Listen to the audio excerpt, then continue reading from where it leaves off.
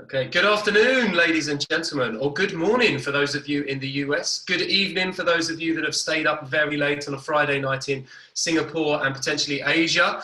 I presume at this point you've got a beer in your hand or you've already had a few glasses of wine and a few beers. Needless to say, we are back for Festival of Media Festival Fridays. It is Friday, a big woohoo to that. Happy Friday, everybody. This is our third session. We really are on a roll. I've even managed to up our Zoom game and get myself a virtual background. Unfortunately, it's made my beard a bit pink, but normally it's my shirts that are that color, but I thought with a beard, I'd still stand out. But we have a brilliant session lined up for you today.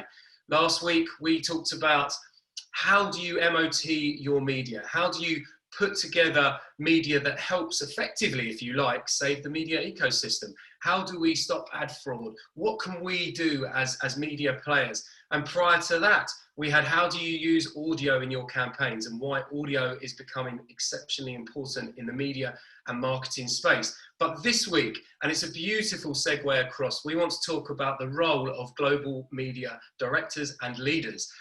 What does that role look like? What does that role look like during the pandemic? What does it look like going forward? It's really key pieces around what is happening in that media space and some really great, insightful knowledge I think you'll take from this piece. And if I seem like I'm on a repeat, it's just because we are waiting for a number of people to arrive. I know that some people forget what time it is, but we are live. It is Festival Friday, so thank you very much for joining us. The session we've got lined up is going to be excellent. It's going to be a fireside chat. Two good friends of Festival of Media, which is really exciting.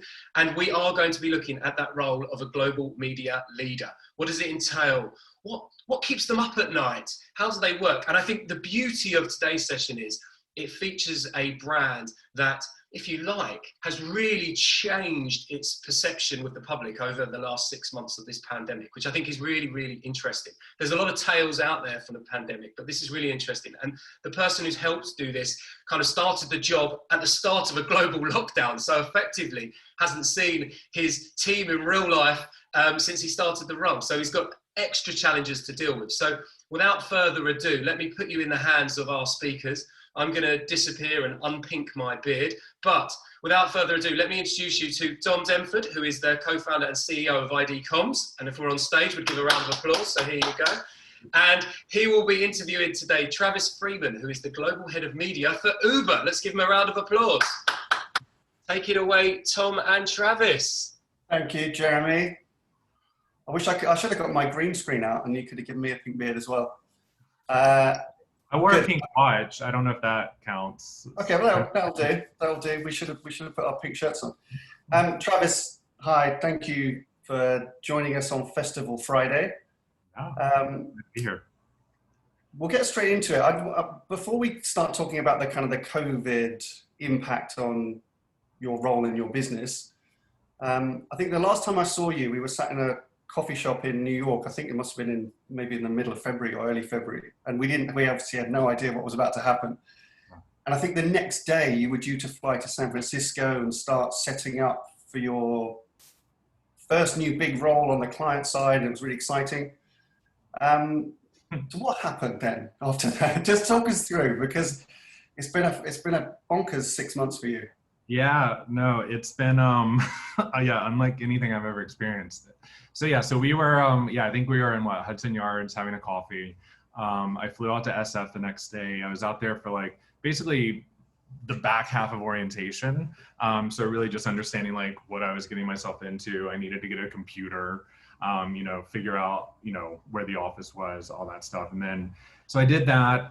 That next week I was flying to Amsterdam, where our EMEA headquarters are, to kind of onboard with my team there and just kind of meet the whole crew. I was there for 3 or 4 days. I flew to London and I was supposed to have a meeting with the CEO of our agency there. And I flew in that morning and they had their first case of COVID in their office the night before. So I had basically flown to London to have a meeting that I ended up having from my hotel room on Zoom with someone who was probably less than a mile away. I flew back to New York stayed there for about 3 days, flew to San Francisco, was there for about 4 days, just having a couple meetings. And then it was basically at that point that everything just started to lock down. I was starting to get freaked out because I was kind of starting to speak a little slower. So I was starting to just understand. So I came back to South Carolina. So this is where I was born and raised. So now since mid-March, I have been living in my childhood bedroom as a 36-year-old, which if anything makes you humble, it is that. And yeah, just trying to, you know, kind of live this new normal of Zooms all day, trying to make sure I have a good work-life balance, meeting all my teams. You know, I have this game in my head that I play just because I haven't really met anyone. You know, how tall is everyone? You know, it's like, because you just like little things like that, you don't know. I'm like, if I stand up beside them, are they gonna be taller than me, shorter than me, whatever. But yeah, so I basically probably had about 6 business days in the office. And here I am now in the middle of 100 acres in the middle of South Carolina, sitting out on a porch, you know, not a horrible life. Good, good. Well, I mean, it's good to see you doing well. Tell us again, before, COVID really impacted Uber's business in a massive way. I mean, it's affected so many businesses, but the mobility business, particularly the rides business, we'll kind of come to talk about that. Prior to the job changing instantly the minute you took it up, just talk us through what Uber's approach has been to media, you know, just in recent years. I mean, how does a company think about media? What's the purpose of media for a company like Uber? Because it's a big investment, a lot of money going through media. Yeah, I feel like what Uber has done in the past, it's definitely been, when I started especially, it was very focused on the rides business. That's, you know, that's what our moneymaker was. That was the bulk of the business. That's what we started on. You know, probably 2-3 years ago, we were much more performance and acquisition focused, right? So really about just like driving more customers and driving more drivers. Probably in the past year, we've been focusing more on the brand side. But I would say that the brand side on the ride side prior to COVID was really more about these like one-off blips. So it was really when we had like a big announcement to talk about. So whether it was our safety report or whether it was our IPO or, you know, we did some safety, like, so it was very kind of, it wasn't always on and it wasn't consistent and it didn't really speak to our master brand at all. It was very kind of tactical and functional, I think, in the approach. It sounds quite company centric. Yeah, exactly. Not necessarily customer focused. Exactly. It was really about just like, it was about driving the business, right? Like at the bottom line, like in my opinion, right? Like, and as coming in, even as a consumer, you know, I had questions. I'm just like, is this the company that, you know, that fits my values, that fits my morals, that, because all I had ever kind of heard was a bit of more of this kind of transactional type story. And, you know, and I told, whenever I was interviewing, I was just like, just don't go back to my Twitter timeline, you know, 3 years ago, because you're going to see like delete Uber on it, because that was like the story that I was hearing, because everything else was really focused on kind of that conversion piece. So I think that's how it was before. And then, you know, we've definitely shifted, you know, over the past year. And there's been more investment. I mean, I've seen it, you know, I think lots of people have seen a lot more of the brand or master brand work. And that's a bigger vision, is it, for the company to be the master brand with then the particular services that sit under that? Yeah, I think it's been, you know, it's been a priority for Uber for a while. But I think that we just didn't really have that opportunity in order to do it. And, you know, what I've also realized being at Uber, you know, and it's only been like 6 months, is Uber reacts best in crisis. You know, and whatever that crisis is, that's when we're able to mobilize, that's when we're able to pivot, that's when we're able to really refocus what our priorities need to be. And that's what this has allowed for us to do, is this has allowed for us, or almost made us, right, kind of make that pivot to really starting to take a stance for things and in kind of putting humans above other things, and, you know, ensuring that, especially in a crazy time like this, that we're putting the safety of individuals above what's going on, right? Like in our day-to-day business, and whether that's our, riders or earners or whomever it is, that's our priority, is ensuring that there is safety there beyond the bottom line. Good, good. So let's talk about the media operation then at Uber. So people may not know that it spans a lot of markets. This is a business that covers a lot of countries. How many markets would you say you're kind of actively marketing in?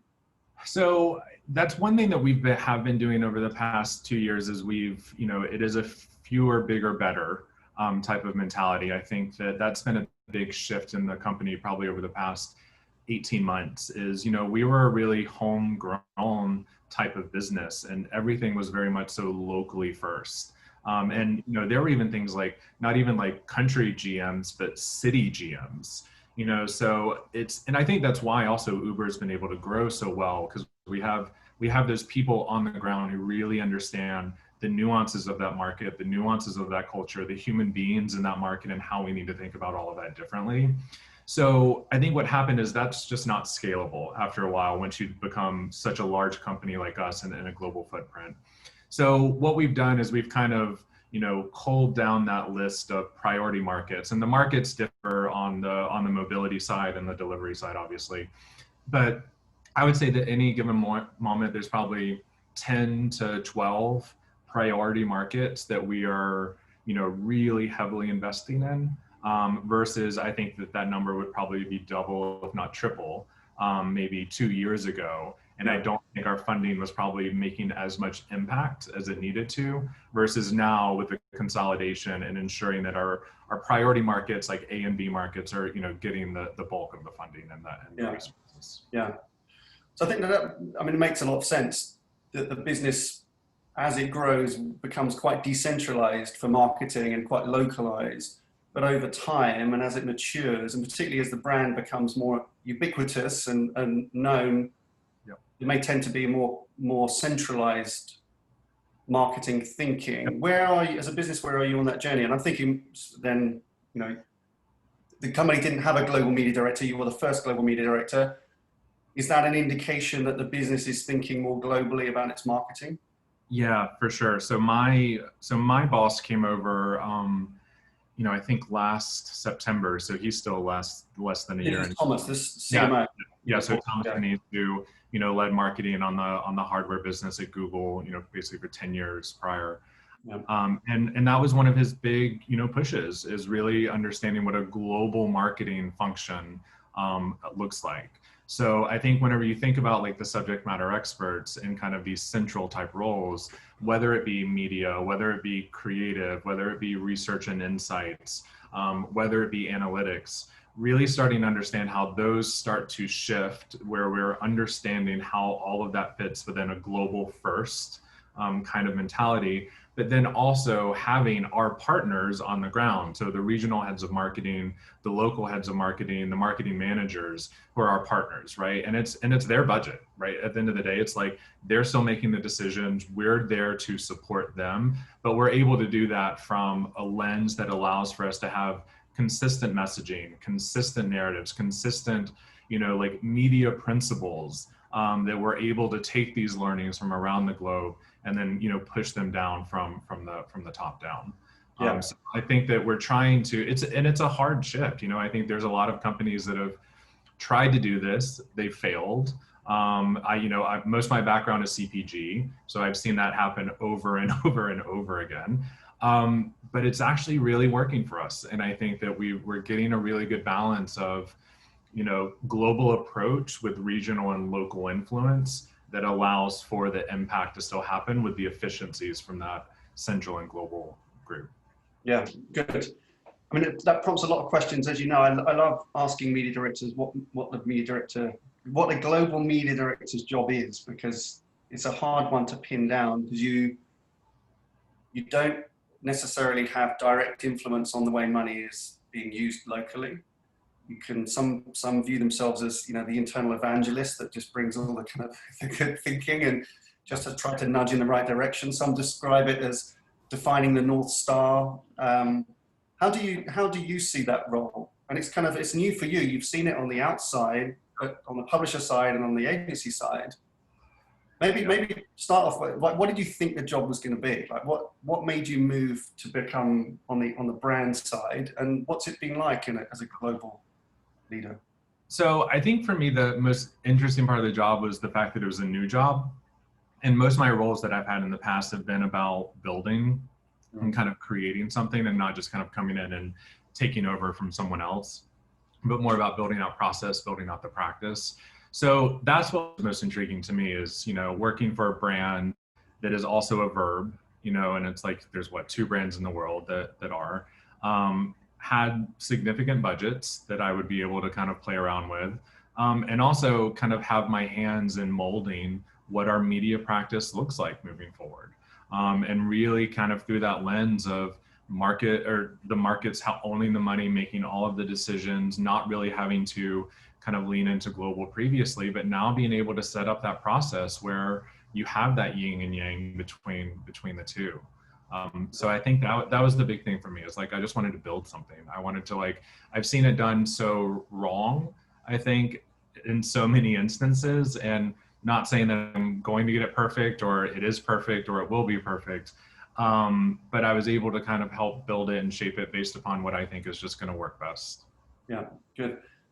And is there resistance? I mean, maybe I strayed too far in asking that question, but in an organization like that, where it's been very decentralized, that's one of the challenges, particularly if you're the first global media director. You come in and you're asking markets to, at the very least, kind of coordinate or be part of a community with some group thinking. Maybe I'm leading you here, but there's a lot of diplomacy to be done in that role. Very difficult to be done over Zoom calls. Is it? How do you build that trust and community? It's honestly, you just don't be a dick. It's just if you're a good and nice person, and you're collaborative, I just find that to go so far. I've experienced a lot of people in this type of role who kind of treat it almost more kind of authoritative, right? And it's it's what they say is going to happen, and they kind of take the hammer and kind of push it down. You're not going to get anything accomplished that way. I think it's more about empowering our regional and our local teams to just do amazing work, and giving them those resources, whether that be actual planning documents so that we have a singular source of comms planning across the globe, whether that be actually doing global upfronts with our key digital partners, which we haven't been able to always do in the past, so that maybe some of our smaller markets who don't have tons of media dollars, they're going to be the ones who are able to use the value add instead of some of the other bigger markets. So I think it's much more about partnership rather than kind of creating something and forcing that down, versus working with all of them. What do you need? What are the resources that you need? What are the good things? What are the bad things about your agency partners? What is my team doing well? What are they not doing well? What do you need? So it's just about collaboration. It's just being a good human being, which is it's so simple, but I just think that unfortunately a lot of people in this role don't necessarily always have that mentality. Yeah, I agree. And I think over the years, and we spend a lot of time with people like you and your peers and global media directors in some big organizations, and the ones that succeed, I think, and have tenure and actually do have an impact on the wider business, not just at a headquarter level. It's so much of those soft skills of diplomacy and relationship building and kind of gentle influence. And we haven't known each other that long, but I know that this is true. But I know lots of people that have known you for a long time and are so hugely complimentary about you and your tone, and just that nobody's got a bad word to say about Travis. He's like, oh, yeah.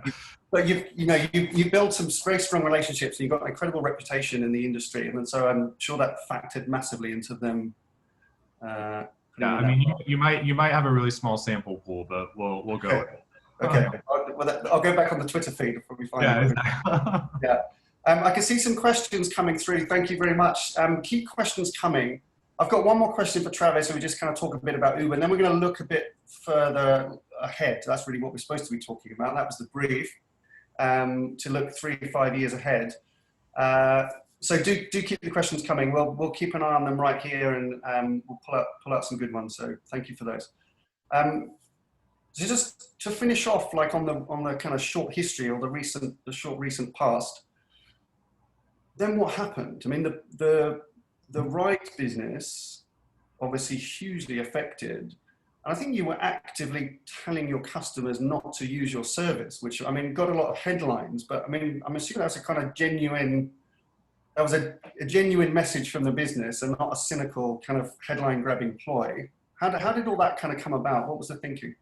Yeah, it's, you know, I think that it started in that lens of Uber doing really well in crisis and us making ourselves kind of shift. And, you know, this is where I give Thomas so much credit, where he was really the one who really pushed that. And, you know, and he talks about, you know, some of those uncomfortable conversations that, you know, the first big campaign that he went to Dara with, being like, hey, got a great idea. Let's tell people not to use our product, right? So it's like, you know, which was like, what? Like, but then when we just started to really think about it, and, you know, we had some like internal meetings, and some of the executives, you know, we were just showing charts that show, you know, obviously like revenue is going down, and it is continuously going down on the ride side of the business. But I remember someone saying that like, this sucks for the business right now, but how good is this for humanity? Right? Like how good is it that people are staying home and they're not moving right now, and they're not spreading this, and they're allowing for, you know, kind of, you know, frontline workers to have that ability to move when they need to. So I think that all started to kind of stir this whole, you know, narrative for us, where we're just like, you know what, like we should take a stand here. Like we should tell people, thank them for not riding with us right now, because like that's actually what is going to help us get over this in the end. So yeah, I think that was kind of the first piece of us starting to really take a stance, starting to put humans first. You know, since then we've put out a lot of content around, you know, we're one of the first brands that came out and said, you know, like no mask, no ride. You know, it's like before there were any sort of mandates, before a lot of the retailers, you know, started to come out and say, it's like, we had said that a while ago, because we're like, we're really about investing and protecting our earners and ensuring that they're safe, because they're on the front line every day and they're the ones who are still working, and also the people who are riding. And the same thing on the Eats side of the business, where one of the first to like institute contactless delivery, you know, ensuring that all of this is just safe and people feel that they're able to move, and whatever that means for them, like movement as a human, movement as goods and services, movement of as a living. You're able to do that safely, and we're doing what we can to protect you while you're doing that. And then what's happened with, I think we've all heard, you know, that whilst the rides business was hugely affected, and that we've been heeding your advice and not Ubering, to use the verb, food delivery has been a booming part of the business. And I know you mentioned to me before that Dara's thinking other kind of diversifying delivery service into other delivery services as well. So what's going on in that part of the business? Yeah. So yeah, I mean, that again, just getting back to the whole point of like us doing really well in crisis, is like we've shifted our entire focus and our entire kind of like strategy over to the delivery side. So, you know, shifting engineer resources, shifting marketing resources. Even when I started, only thing that we were talking about, even on the media side, was the rides business. Now, mostly all of our marketing resources and our media dollars are actually going towards towards the delivery business. You know, we have announced the Postmates acquisition, which especially in the US helps us gain share on DoorDash, who's, you know, the number one kind of in the category. But also we're really starting to think about diversification of delivery beyond food delivery. So what does, you know, pharmacy delivery look like? What does, we acquired Corner Shop, you know, from Latin America, and now we're piloting that in a couple cities in the US and Canada. Like, how do you get grocery delivery? It's basically like that, what is that movement of goods, and how do we ensure that you're able to get that within 30 minutes? So I think that's been the interesting thing, is like, you know, when Dara said moving forward, delivery and mobility, it's like a 50-50 split for us moving forward, and it's a huge priority for the business. And it's been fun to watch us kind of diversify that in order to, you know, kind of keep it growing. Good. I know there were some results published yesterday. We're not going to dig into those, but if you're watching this and you're curious about, it is interesting to kind of go read up on some of the information that came out of the calls yesterday, just to see just how dramatic that impact was and has been on the business. But just one other question, and we've got to talk about the future, otherwise we're going to be in trouble. Just when you came into that role then, and there are lots of other media directors that will sympathize with this, March, April, May. So you're coming into, you've already got media dollars allocated in markets all around the world.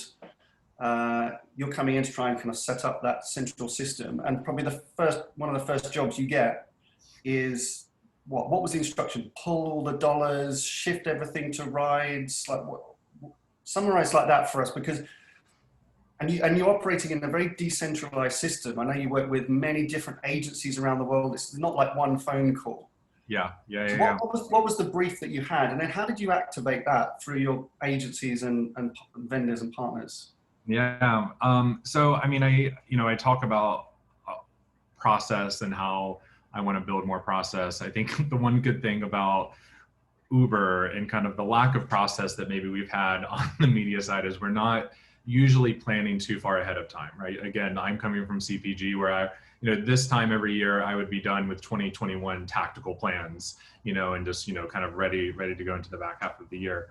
But it was a little bit easier because we didn't have a lot of dollars committed. We don't participate in the upfronts. We like to keep our dollars flexible just because we do have a volatile business.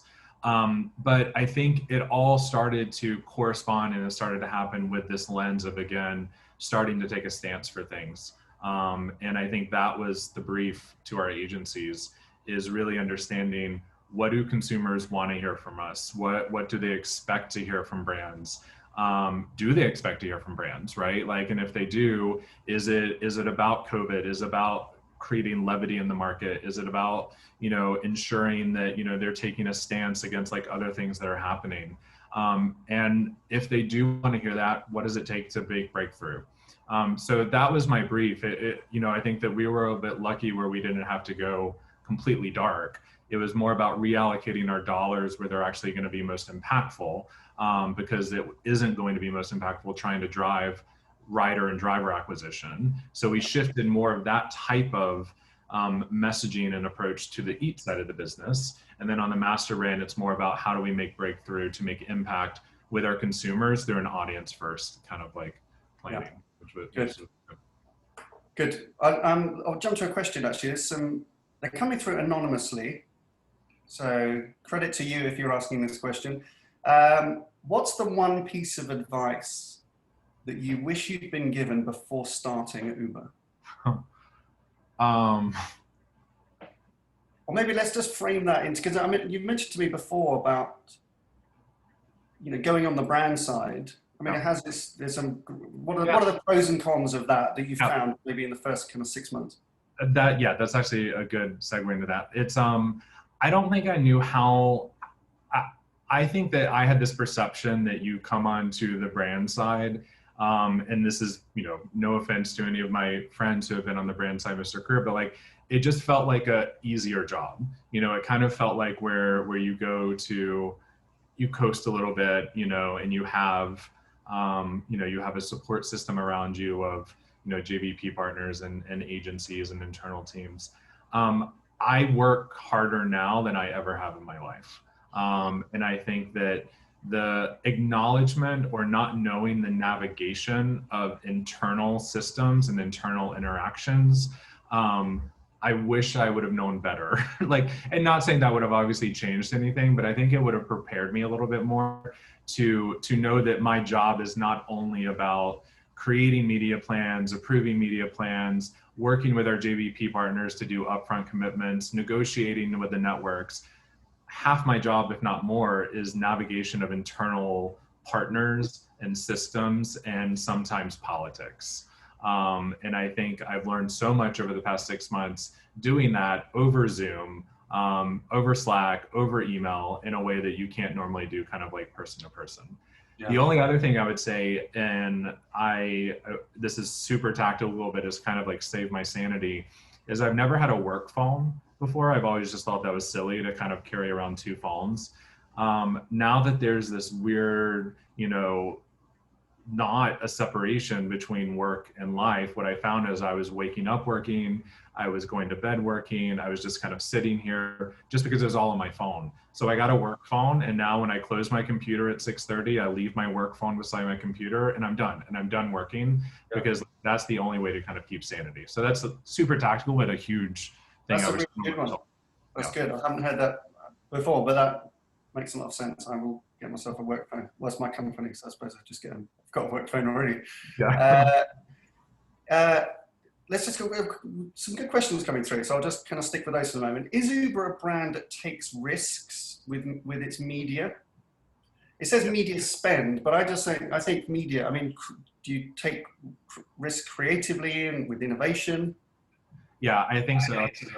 We're not like an efficiency, kind of play, right? Like we're not gonna like buy safe media just because the CPMs are going to be super low and we, assume that the MMM is going to reward those CPMs. I think we always want to think about like, where can we make the most impact? Where can we find the audience that we're trying to reach in the most leaned in state? So whether that's through gaming, whether that's through Snap, whether it doesn't really matter, as long as it is a brand safe environment, right? So we will never make compromises on brand safety, but as long as the environment itself allows for our brand to come and be a part of that community in a brand safe place, we always want to experiment, right? So we are never going to do the whole like 80% of our budget has to go to these 3 partners, and then it's just like, it's whatever fits. We do audience planning, and wherever our audience is, we're actually going to go there. Yeah. And how do you approach? You talked earlier about you keep your dollars flexible because the business is kind of dynamic. How do you search? I mean, do you try to find as a business, innovative things to do in media? Do you have, a lot of media planners will be familiar with the kind of the 70-20-10, which is the kind of classic kind of innovation framework, right? Where you always try and make some dollars allocated to experiment with things that might be successful platforms or channels for you. How do you approach the innovation? Yeah, I would say that like for us, it's less of a 70-20-10 versus like, as long as I can get solid measurement with at least a heavy enough percentage of my spend, so usually probably about 50%, to understand that as a proxy for whether it be a brand lift, whether it be conversion lift, whether it be correlation of brand all the way down to ROAS. I feel good about that. So it's kind of tried and true, full causal measurement, correlation all the way to the bottom. I use that as a proxy, right? So I don't have to be forced to have every single dollar measured the way that we would be measuring very sophisticated media types of spend. So as long as I have that proxy of measurement and make sure that the assumption that everything else has some semblance of measurement, right? So whether it be just like simple brand lift, or Millward Brown is coming in and helping us out, or doing like iSpot, TV correlation type of measurement, like then we have a sandbox and we get to kind of play in that, as long as I have enough to have a proxy for holistic campaign measurement. And it's also easier for us. I mean, we're a tech company, so, when we think about first party data, we are sitting on a lot of first party data. So everything doesn't have to be modeled. It is truly causal, because we've been working with things, with like, how do we track from a digital out of home impression all the way back down to conversion and app, right? Like we can do those types of things now, which makes it easier for us to play a little bit more flexibly. Yeah. And then you can just track lifetime value of user, right? So you can start to segment your existing customers, of which there are millions, based on their value and their behaviors. And I mean, that's really interesting. That's proper customer centric planning. When you've got that level of granular data of your customers, you reverse back out from those, those internal segments. That's a really interesting way of approaching media planning. Yeah, and it's also empowering our partners to, I think that there's a lot of tech companies that are, very precious about their data, and obviously we are, and we keep it extremely safe and everything is PII compliant. But we also want to empower, you know, our agency partners and our platform partners to look at our data and look at our audiences, and we want to look at theirs, and like, how does their third party enrich our first party, and how does our first party enrich their, like, if we're tasking our media AORs to do holistic audience planning, the only way they can do that is with actual audience data. So it's really understanding how do we utilize that data, not only internally, but ensuring that we're empowering our partners as well, to be smarter with it.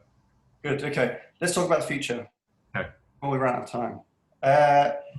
So here's a question for you. So you're 6-7 months into being a global media director. Do you think you'll be a global media director in 3 to 5 years' time? And like, is it good for you? Is this a thing that you think, I don't mean Uber specifically, but that role? Yeah. I do. I think that I've learned more in these 6 months than I probably have learned over the past 5 years of my career, which I think is so valuable. I think the pace of this role is much faster and more aggressive than probably most of my other roles, which I don't know is necessarily sustainable for, you know, 5-10 years. You've worked with Gary Vaynerchuk as well for a long time, so that says something, doesn't it? I know exactly. But I will say Gary is so respectful of a work-life balance, and he truly does put human beings first. But you know, I mean, I'm also the kind of person that's like, I love my job, and I am so fortunate to work in this industry. I am not someone who wants to do this for decades, you know, like if literally in 5 years, and I think I posted this on LinkedIn, and like half kidding, but not really, is like, I want to be like in the middle of a farm with like rescued cows and pigs and goats and dogs, and just like living that life. Like that's my end goal, right? So it's like, what do I need to do in order to make that happen faster?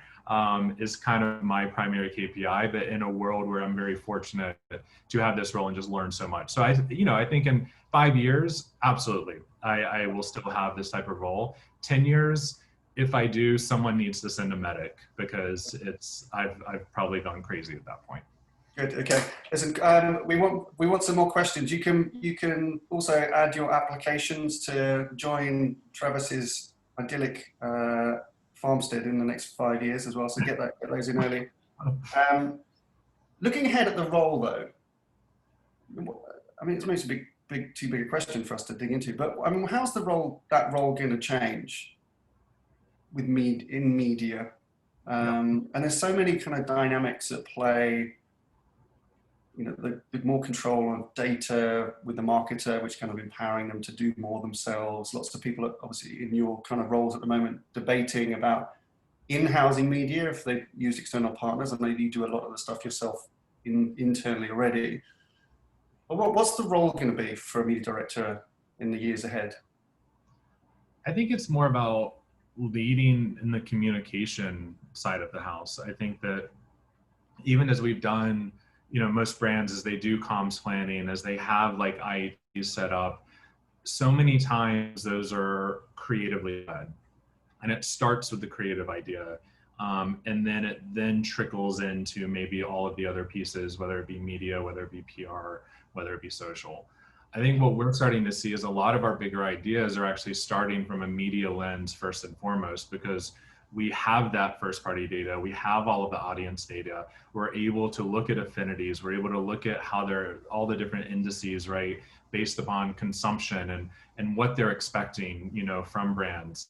So that's the biggest shift I think I'm starting to see already, and I see that continuing to be even more prevalent, is it's a media first planning type of mechanism and module that allows for a comm strat to be led by media insights. And then we really understand how the creative idea ladders up to the need states that we're able to identify from that media first kind of lens. So, you know, I kind of say media is on the front line of ensuring that the message is actually getting out there. I'm also seeing more CEOs be much more leaned in to what's going on the media side of the house, versus only caring about what the big creative ideas or what does our 60 look like, what is the 30 like, you know, kind of looking at that. So I feel that most CMO roles have been, you know, the progression there has been more through like a brand or kind of creative path. Yeah. I see that shifting where it is much more of a media and or kind of data type of path that gets you into these CMO roles, because that's the only way that we can actually speak authentically, you know, to a lot of our consumers. Yeah, good. I like that. You talked to me before about, and I think this has played out in the way that you've activated media in recent months with Uber, is this idea of old being new again, which I love because I'm a big fan of old. Explain what you mean by that. Yeah, I just like, listen, and I'm born and bred digital, right? I hadn't, you know, coming into Uber was some of the first time, and I told, you know, our agency partners during our first week, I was just like, you have to probably teach me how to buy, you know, out of home. Cause I'm like, I've never bought a billboard in my life. You know, because my entire background has been digital. But I think that especially for brands like us or brands that are really trying to tell a story, it can be really hard to do on digital. You know, there's just so much noise, there's so much speed. Consumers aren't really looking for long form storytelling in a world that is just chaotic and it is small and they're just like trying to bypass time. So what we're seeing is like, you know, really running the storytelling on TV, you know, running newspaper, you know, like that was the first place that we placed our, you know, thank you for not writing was, you know, the back cover of the New York Times. You know, same with radio. Like radio right now is one of our top performing platforms across anything that we're doing. You know, so I think it's just interesting about like the shift in mindset, people wanting to disconnect more, people really wanting to get a bit back more towards like, you know, this terrestrial type of, you know, environment, and they're more leaned in there. So I think I just find it really exciting. And even for me as a consumer, I think really well done out of home is probably the most impactful media that works on me. And I think that we just have a really good opportunity to have really good storytelling in places where you have people's captured attention, which you don't necessarily, I think, have in a lot of digital platforms. Yeah, I love that. I mean, those that don't know me, I know I've been an advocate of outdoor media for no reason, particularly other than the fact that I agree. I just think it's the most brilliantly creative and diverse kind of set of tools that you get there, and just being used in new ways as they become more digitized and connected with other things. So I think it's such a good opportunity. Yeah, I mean, it's like, even like we talk about data, like everything that we're doing in digital, we can basically do the same thing in out of home now, which is fascinating.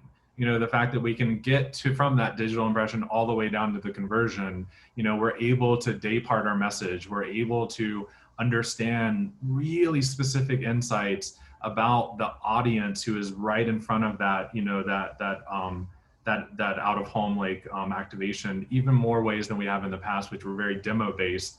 Now, because of like all the mobile location data, we know exactly who is there and how do we make sure that that message is even more relevant in a super impactful way, which I just think is super cool.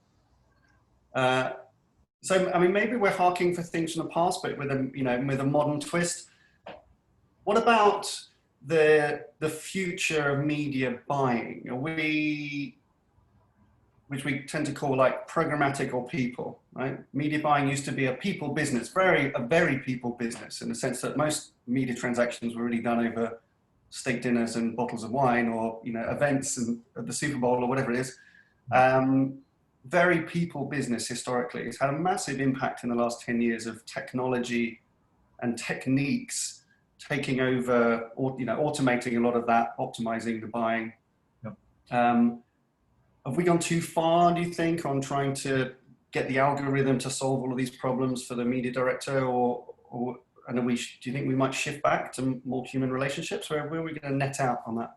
Yeah, I think it's a balance, and I actually think that, you know, not to toot our own horn, but I think we've done a good job of keeping that balance. Where, you know, I think Uber has the perspective of, if we can build it better than someone else can do it, we're going to build it all day long. You know, we have the resources, we have the engineers, you know, we have all of that. And, you know, in our POV is basically we do performance in-house, because that is exactly kind of what you talk about. It is so data driven. It is very automated, right? It is hands on keyboards all day long. And yes, they're optimizing, but it is really about just that conversion, right? Like at the bottom of the funnel, which I do think takes a little, it's much more of the science side, right? Versus the art side of things. For us on the brand side, I think that's where you just have to have a lot of human beings who are involved with this. And it's not about the algorithms. It's not about just like optimizing all day long. It's really understanding about who you're talking to, what their need state is, why you're talking to, what they're expecting, you know, what is the creative that they're going to need, like, and how do you think about all that multi-segmentation? So for us, I think that's where we're not moving away from agencies, you know, on that side of the house, which is a huge part of our spend, because we rely on human beings in order to do that, and then activate in ways that are obviously going to be automated, but the buildup is always going to be human first, I think, for us, as we're trying to tell stories and put the brand message first and foremost. Yeah, good. I mean, just linked to that, and we should probably start wrapping up, but I know you've got some good thoughts on whether they're personal or bigger than that, about the future of work. You know, I mean, we've obviously all been challenged in different ways in the last 6 months, and I think we've adapted. I think it's allowed a lot of us to thrive, as you mentioned before. But looking ahead beyond the next kind of 6 months, second wave, potential lockdown, all the impacts, this company is now stating, I think you're one of them, that, you know, there's going to be 12 months. They don't expect you back in the office for 12 months.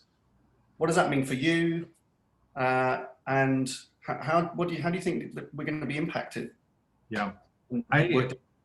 Yeah, so we are one. Yeah, so I think what, July 1st, 2021 is when we're potentially, right, going to be opening back up, which is still wrapping my head around that, because it's literally 12 months from now, like you said.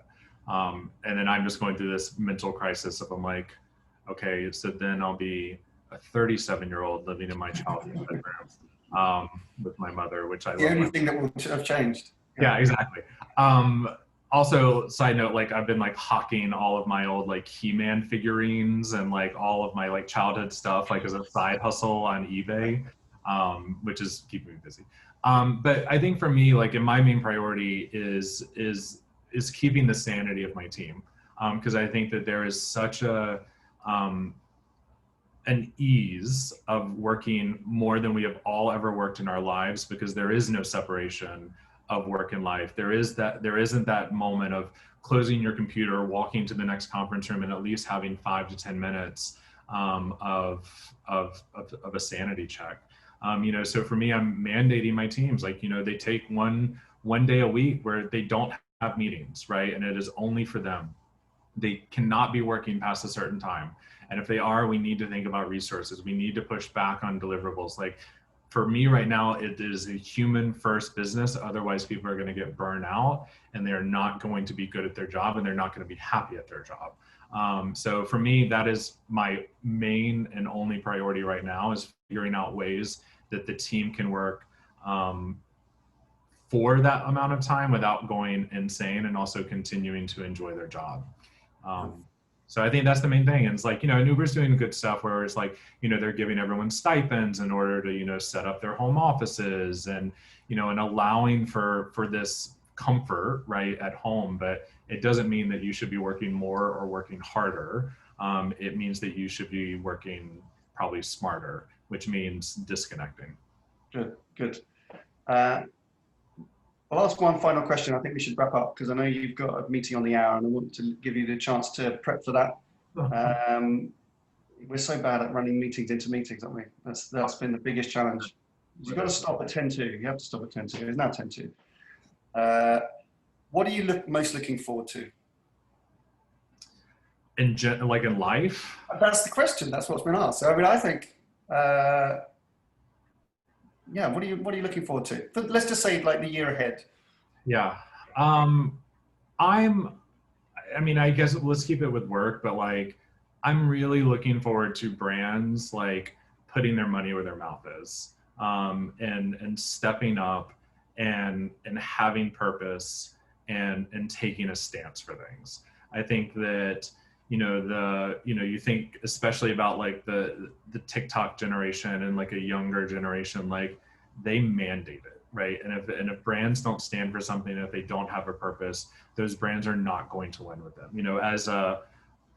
As an elderly millennial, I think that the millennial generation started to act like this, right? But it isn't as aggressive as kind of the younger generation. So I think as the population starts to age and you start to understand like how these consumers have much more purchasing power than they've had in the past, if brands don't take a stance and if they don't actually put their money where their mouth is, then I kind of just question, I'm like, well, what are you doing?